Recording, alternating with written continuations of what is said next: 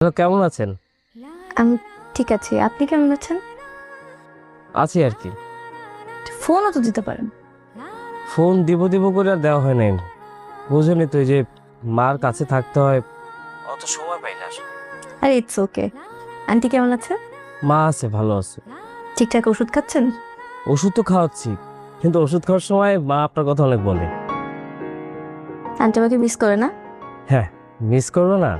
আপনি জানেন না মা আপনাকে কি পরিমাণে পছন্দ করে। আমি আন্টিকে অনেক মিস করছি।